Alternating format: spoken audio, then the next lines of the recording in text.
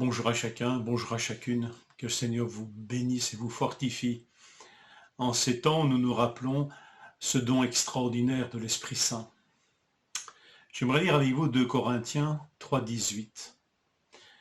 Nous tous, qui, sans voile sur le visage, contemplons comme dans un miroir la gloire du Seigneur, nous sommes transformés à son image, de gloire en gloire, par l'Esprit du Seigneur. Un homme monte sur une montagne et il reçoit des paroles de Dieu.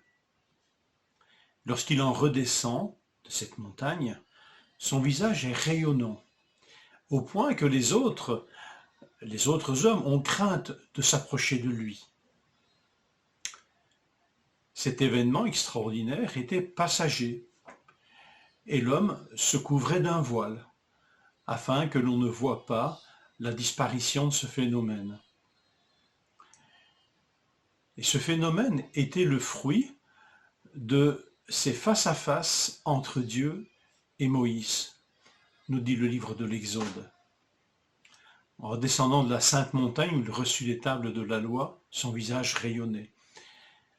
Et toutes les fois où il rencontrait Dieu dans la tente, son visage pareillement rayonnait.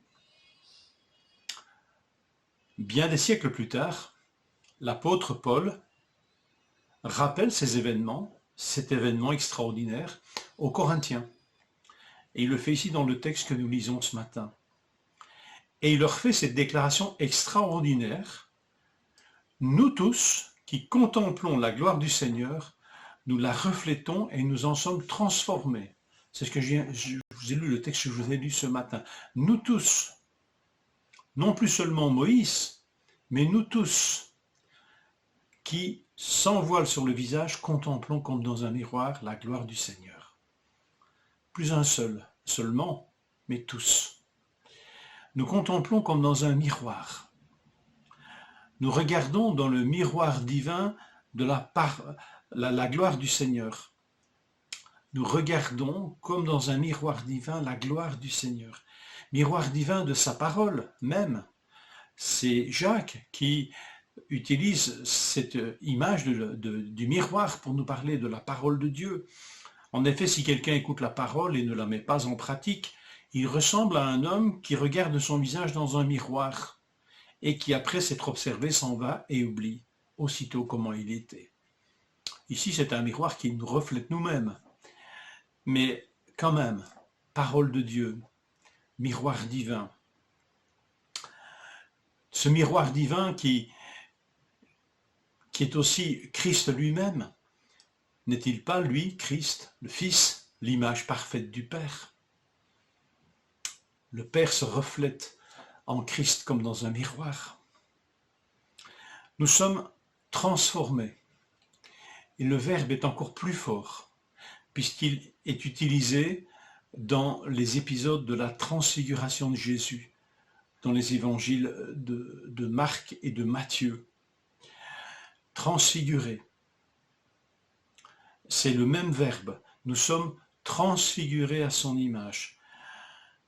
Matthieu 17, verset 2, Jésus fut transfiguré devant eux et son visage resplendit comme le soleil et ses vêtements devinrent blancs comme la lumière. Matthieu, lui seul, enfin plutôt Matthieu et Luc mettent en avant cette transformation du visage de Jésus qui reflétait cette gloire divine. Nous sommes transformés, transfigurés, nous aussi. Ce verbe nous renvoie, nous ramène à cette montagne divine où Jésus fut transfiguré. Vous imaginez la portée de ce texte de 2 Corinthiens 3,18 ? Nous sommes appelés, nous aussi, à être transfigurés dans la présence de Dieu même. Non plus réservés à un seul, comme Moïse, non plus passagers, mais comme dans un miroir pourtant. Et si le texte nous dit cela, c'est pour nous rappeler que cette extraordinaire cette extraordinaire expérience qui nous est offerte et ouverte, elle n'est pas encore parfaite, elle est extraordinaire, extraordinairement supérieure à ce que vivait Moïse, mais pourtant, c'est encore une anticipation de ce qui se passera quand nous serons dans la présence même de Dieu et transformés à son image. Nous pouvons déjà goûter à ces réalités. Contemplons donc l'image de Dieu dans le miroir de la parole de Dieu. Contemplons le Fils dans l'Écriture, sous la direction du Saint-Esprit. La gloire du Père s'y reflète et nous y transforme. Seigneur, dans ce que je lis aujourd'hui dans ta parole, fais-moi voir la gloire de ton Fils, qui est ton image, et transforme-moi à cette image. Que Seigneur vous bénisse en cette journée.